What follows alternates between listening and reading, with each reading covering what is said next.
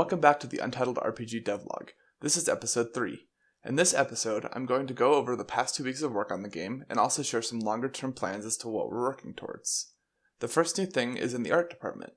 More character sprites have been made for some of the major characters that didn't have sprites last week, as well as some sprites for new characters. There have also been some changes to the building tile set. It is now possible to make buildings that aren't rectangular in shape, and these vertical wooden boards are great for breaking up large buildings. Also, the tile that connects the pipes to the houses looks a lot cleaner, and we've added stop signs to the city. On the other hand, I've been working on a lot of menus. The pause menu now has its options unlock as the story progresses, and the new settings options will let you rebind your controls. Because controls are now bound to specific buttons, we can also show these controls in dialog boxes.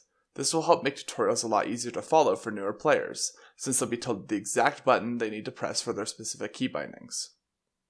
Also, the quest option in the pause menu is now available. This menu shows some extra text describing the current situation for both your main mission and all of your side missions as well. This text changes as you progress through the story of each quest, so if the player becomes lost or if they haven't played in a while and don't remember what they were doing, they can open this menu for a hint. To test this menu further, I've also added a new side quest to the game. In this side quest, a man asks the party to fight a beast known as the Goliath that moved into the park northeast corner of Lunarctic once a lava shut off. After fighting the Goliath, they can return to the man for a small reward. This is a simple quest, but it's still tracked in the quest menu, and each bit of progress makes changes to the text for the quest. I've also added on to the story from last episode. After meeting up with a third party member, you can head east out of Lunarctic town.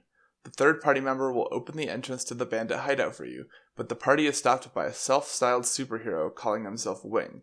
He mistakenly believes that the group are villains, and after losing a battle to them, swears that he will be back to stop their evil deeds. The group then meet the fourth party member, a police officer who is following the same case as they are. She insists that they work together, and once she joins the party, the group is ready to enter the first dungeon of the game, the bandit hideout. This is the last bit of main storyline that I'll be putting into the game for a while. This is because the first major goal of this project is to create what is known as a vertical slice of the game. A vertical slice is when you make a section of a game that is totally finished, so that people who play it can get a taste of what the full game is going to look like.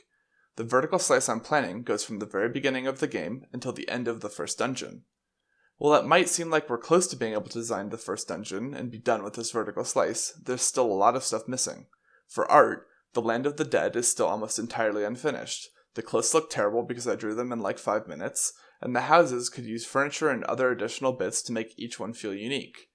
There are a ton of UI elements that, while they look okay for now, they still need to be gone over to make sure that they're up to our artist Ross's standards.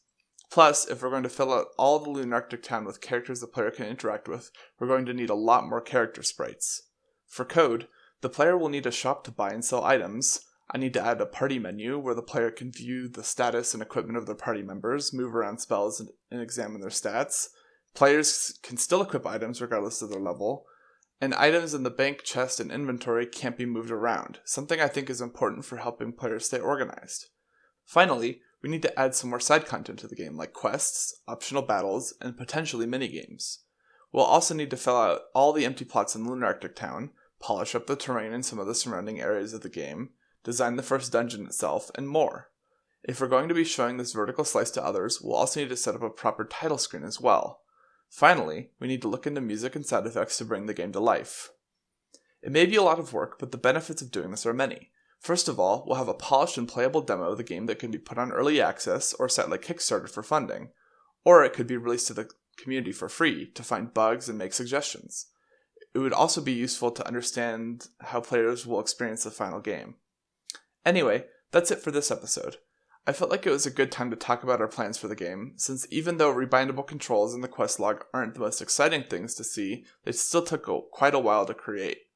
If you would like to hear more about what's being planned instead of what's just been done since the last episode, let me know.